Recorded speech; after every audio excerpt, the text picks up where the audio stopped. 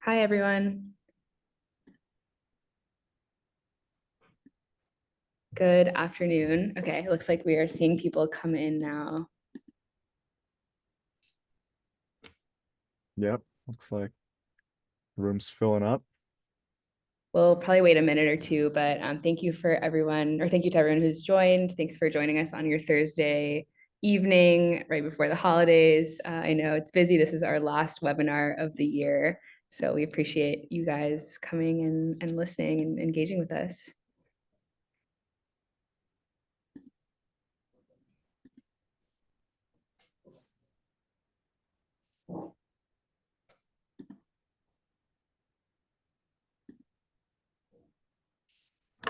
We'll just wait a minute or two and then we can dive in.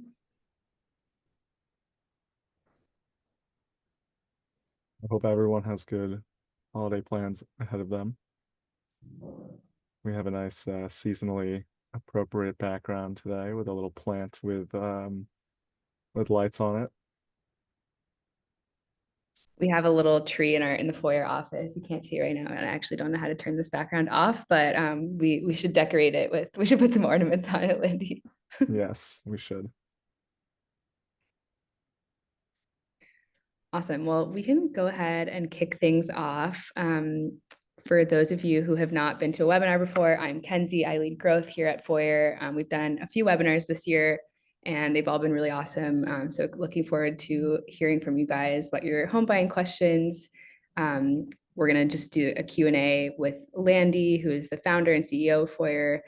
He can speak in just a minute, but I want to just explain the format of the call. So I have a few questions prepared, a few things I want to discuss with Landy. Feel free to jump in at any time if you have any relevant questions or thoughts, or just anything you want to share with the group or with us. Please feel free to interrupt, and then we'll set aside some time at the end for individual questions as well. So yeah, thanks everyone.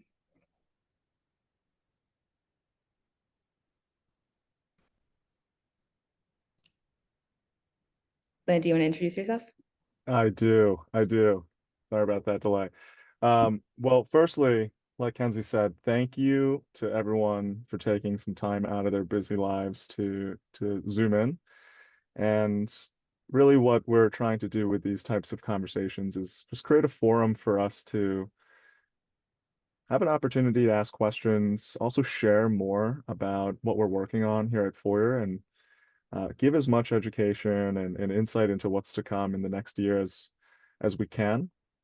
So we want to make sure this is a valuable use of your time, and we do have time at the end for any specific questions you may have. We'll be collecting those questions and answering them. Uh, but by way of background, I'm Landy. I'm the founder and CEO of Foyer. And at Foyer, we have a mission, which is to help save the American dream of homeownership. What we know is that it's an incredibly difficult time for first-time home buyers like yourselves. And when I was thinking about my own home purchase just a few years ago, I encountered the beginnings of what ultimately now economists and politicians are describing as, a home affordability crisis. And that's really where I realized that there needs to be a better way to plan and save for what is the most important purchase of most people's lives. And so that's really what led me to starting Foyer. By way of background, I spent several years at a mortgage company. I'm also a licensed real estate agent. So I have some industry experience. But I think what the most important thing is that I'm also using Foyer. I am not a current homeowner. I am planning and saving for my first home. I'm hoping that is in the next couple of years. I did delay that a little bit since starting the company, and I empathize a lot with my peers, my friends, so many people that I've chatted with. I've had the great fortune of chatting with that are Foyer members like yourselves, and I'm very excited and thankful that we get a chance to help you guys with your goals and your home purchases, some of which have already started to come to fruition, which is one of the coolest things um, about Foyer so far. Is just this last year we saw many members begin their actual home purchases after saving for several months, and we were able to save them thousands and thousands of dollars where they may have not otherwise known those savings exist. So that's really why we do what we do. And I just saw so many places where the industry took advantage of first-time home buyers, sometimes not even out of ill will, but just because they know how the game works and first-time home buyers don't. And after that experience, I realized we need to create a better platform to help each other and first-time homebuyers as a whole navigate this purchase. Awesome. Thank you for that introduction. Great. Well, let's just jump into the questions. So, Landy, why is homeownership important to you? Why this mission? Well, I don't have to tell anyone else on the call, I think, but homeownership is really important for two reasons. One is a financial reason, and one is a very emotional reason. Homeownership and home purchasing is one of those few transactions that is equally emotional as it is financial. On the financial side, homeownership is one of the best ways to build wealth still in the US. It's got a long history of price appreciation. And because of that, it makes for a very, very powerful asset that a lot of families end up having most of their wealth in. And that is because the homes historically across the US have continued to increase in price. But beyond that, home ownership and owning a home, it also allows you to grow your wealth significantly faster than many other assets out there because you can borrow. You can borrow to purchase a home, and you can borrow a lot as first-time home buyers. So that also just allows you to compound that equity. That equity growth potential is really compounded because you can borrow to purchase a home. Um, and lastly, homeownership prevents you from spending money on rising rent prices where you have very little control. And as renters, we know just how much we loathe the one time a year that you see what your next rent is going to be, and your landlord may give you a number that you don't really like. And that type of control, lack of control, is something that homeownership protects against. So you'll know, typically speaking, over a 30-year period, what your monthly payments are, which help you plan for the future. So for all those reasons, homeownership is just incredibly valuable as a financial product. And then, of course, from an emotional angle, we all have a story. We all have an important reason why we want to own a home. I've talked to so many members over the last year. Some are getting married, some are having kids, some are getting divorced, some are just looking for a slightly more stable, larger place because of a new job. So there's so many individual reasons why we want to own a home.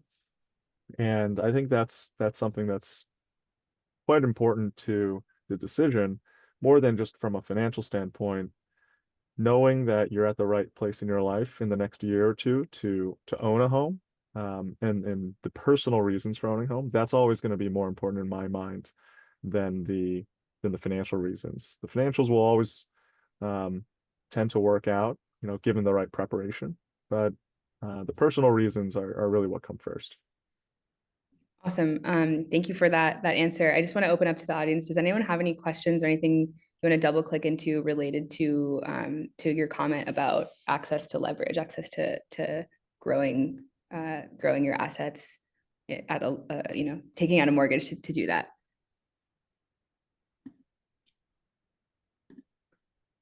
Awesome. If you have any questions, type them in and we'll get to them at the next pause. Next question for you, Landy, is how much should you put down as a first-time home buyer? This is one of the most commonly asked questions we hear from Foyer members. So would love for you to answer this for the group. Yeah, it's a great question, and it depends. That's the easy answer. It depends. But what's important to know is just what the options are. And most first-time home buyers aren't aware of all the options that they have.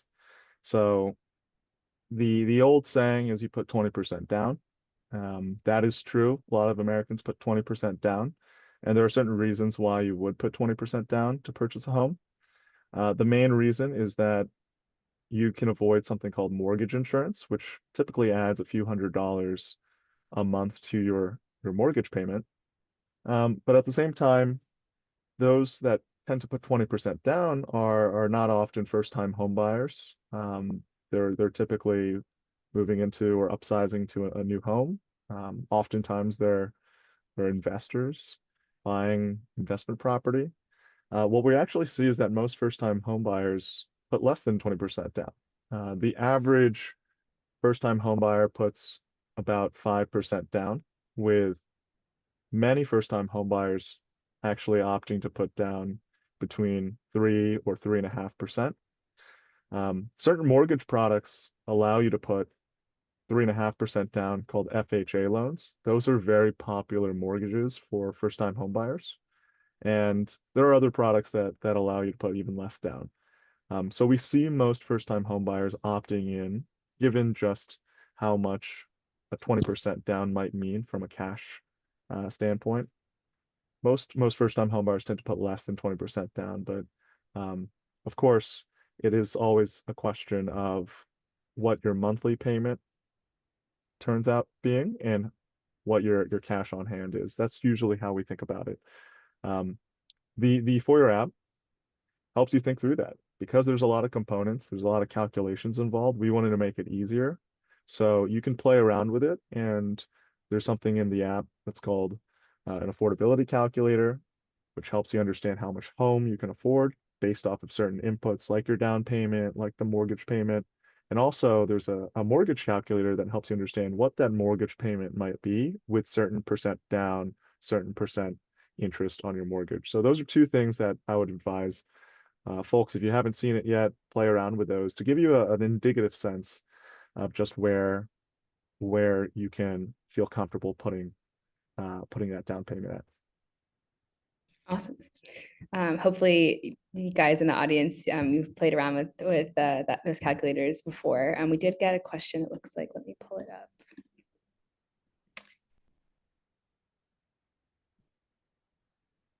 Okay, actually, I don't think this is a question. I think this is just expressing some gratitude.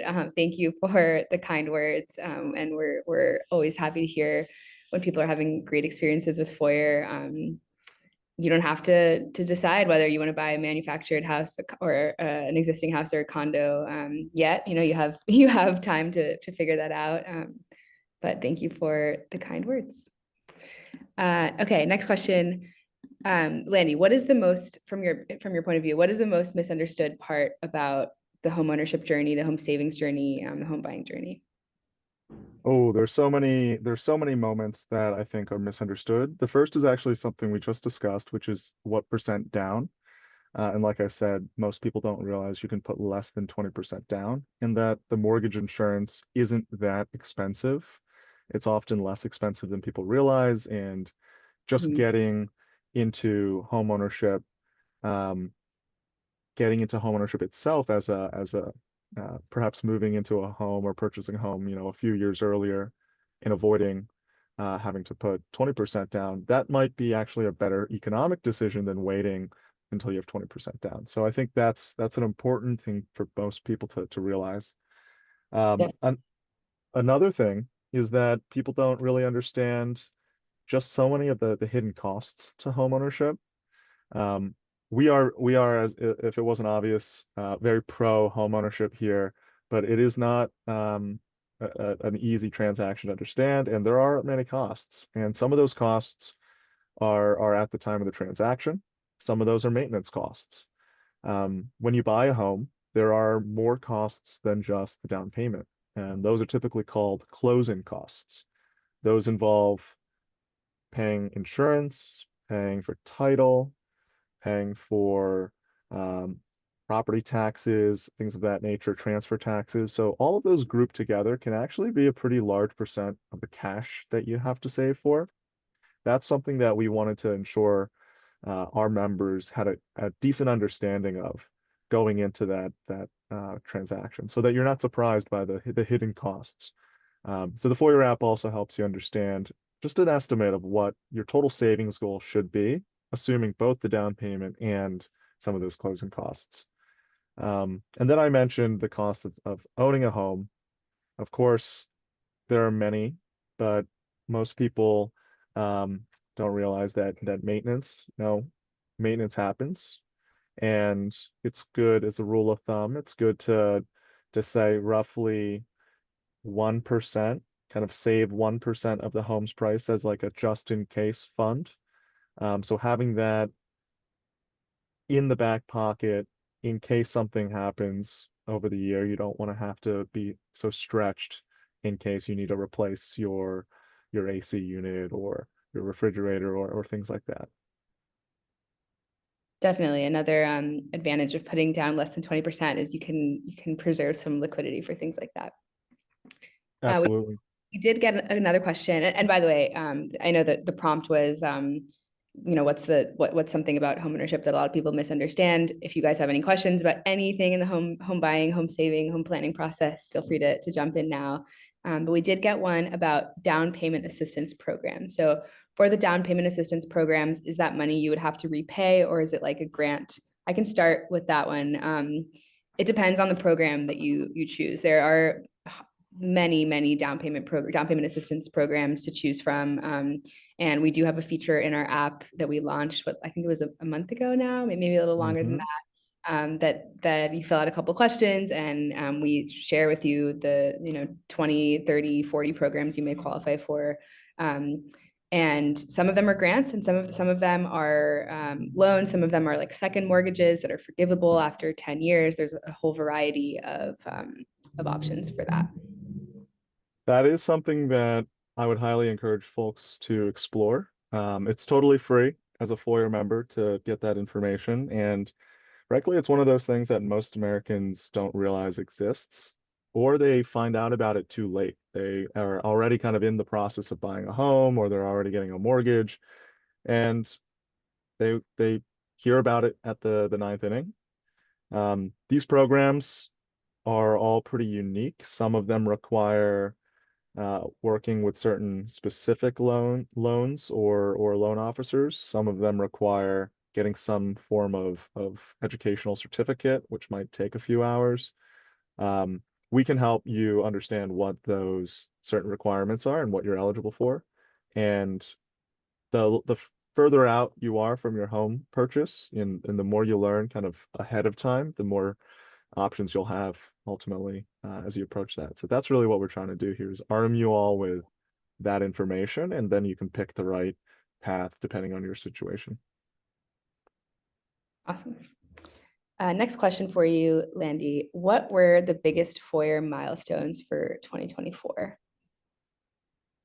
Great question. We're so proud. I mean, this was a really amazing year for Foyer as a company.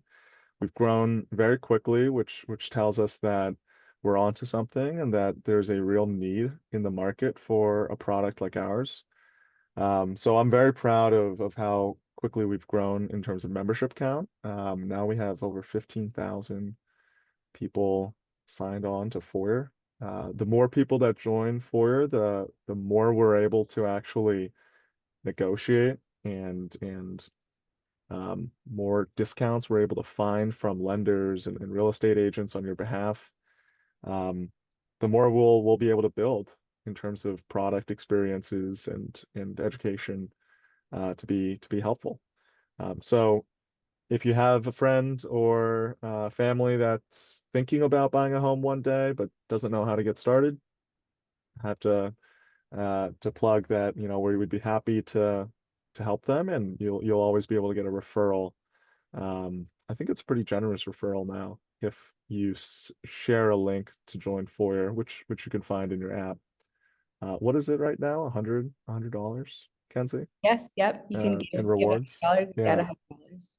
yeah, it's pretty nice. So I'm really proud of just how quickly we've grown, but beyond that, I'm also just so proud of the folks that I've seen move through the home purchase journey.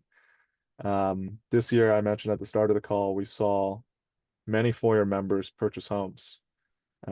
Sometimes they needed help. Sometimes they just didn't want to talk to us, which is totally fine. We're always going to be there in case you need a second or third opinion. We don't expect, for example, to be that involved when you're actually in the process of home purchasing. We're really more of a resource for you as you approach that. But there are several moments this year where Foyer members reached out, asked some questions as they were finding a loan or as they were working already with a real estate agent, and we were able to give them a little bit of guidance.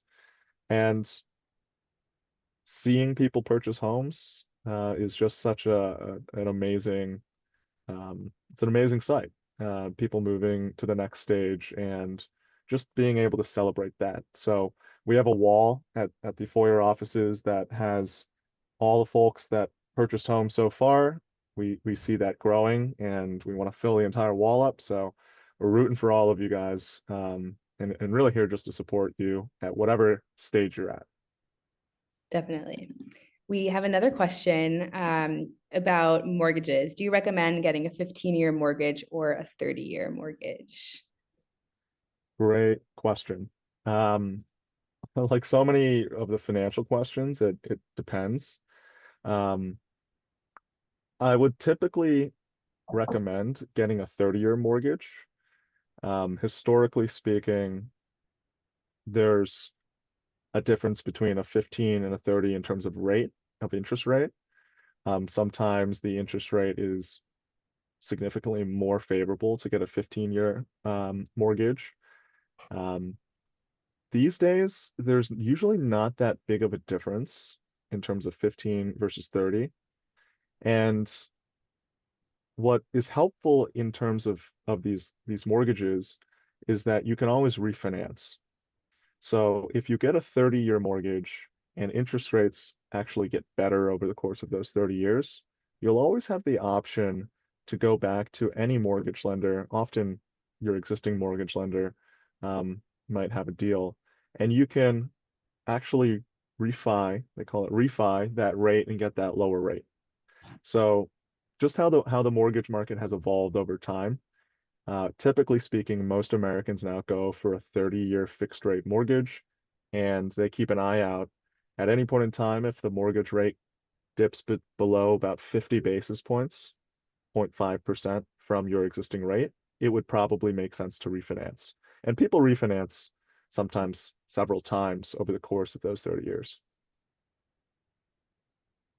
Yeah, I don't know if any of the people in the audience were at our last webinar with a mortgage lender, one of our favorite partners, Ari Wetzel, and she was explaining everything to do with refinancing and how it works. And a lot of first-time home buyers are like fixated on the rate that they're getting when they buy, but you're not necessarily locked into that at all.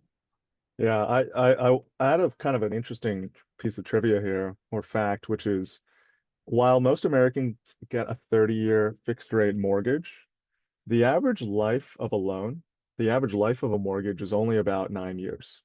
And so what that means is the average American only really holds on to that mortgage for 9 years. They typically refinance and get a new mortgage. And that, of course, means that their old mortgage is gone and they get a new one. So it's very rare to actually hold on to the same mortgage for all 30 years.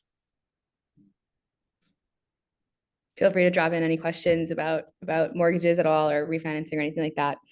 My next question for you, Landy, is what are you most looking forward to in 2025 for Foyer? We have a lot of exciting things planned for the new year. We do. And for the folks that are on the call, you get a little sneak peek where I can share some of the fun and exciting product features that are coming. We first and foremost are investing a lot into education, and in the next,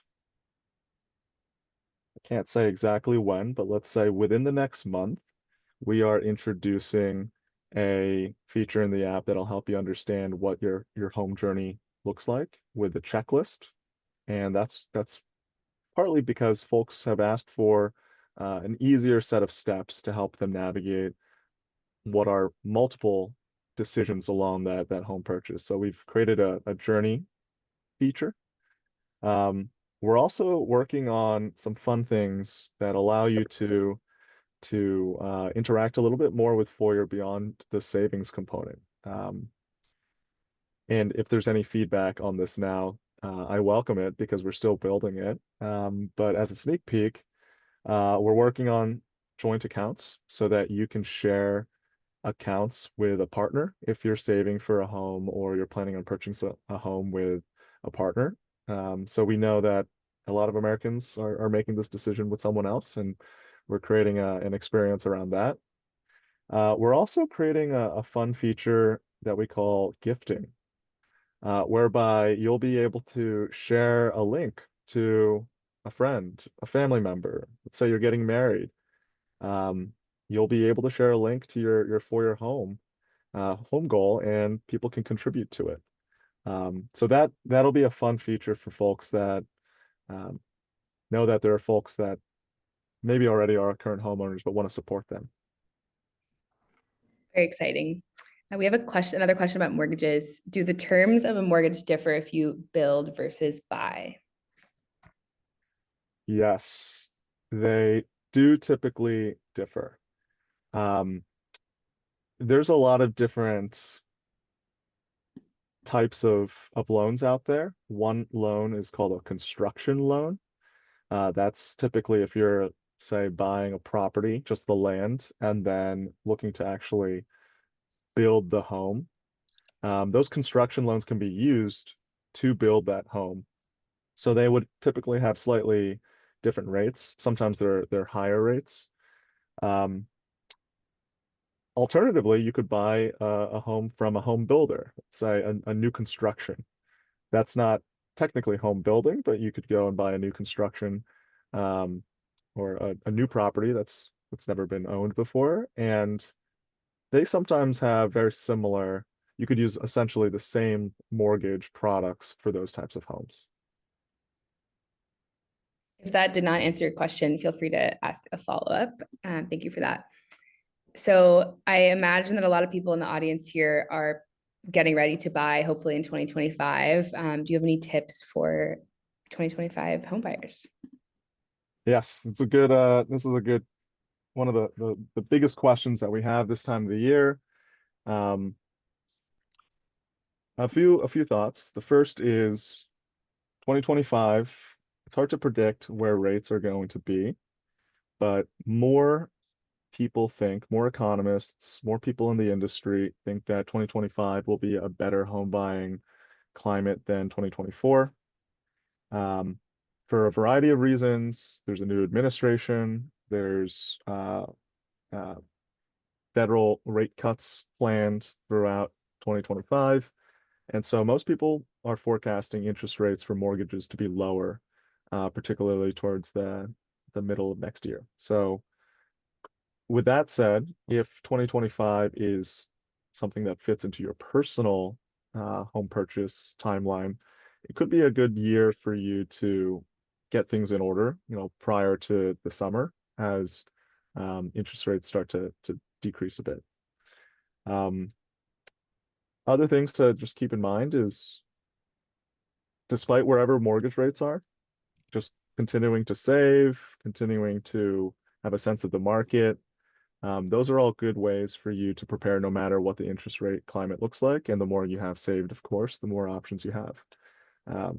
70% of people that are on Foyer actually are actively looking at home listings, which is, even if it's just for fun, a good way to get a sense of how much you can afford through just looking at your local markets or cities that you're thinking about. Great. We have a question from the audience, and actually, that was my last sort of planned question for you, Landy. So Okay, we can great. open up the floor for Q&A. So please send us your questions. So we have one about partners, actually.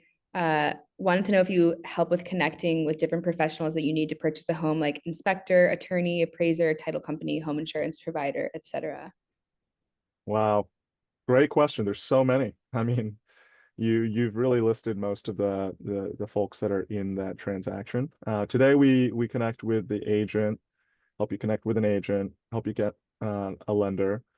It's part of our philosophy that if we help you connect with someone, what we're trying to do is negotiate the best possible deals.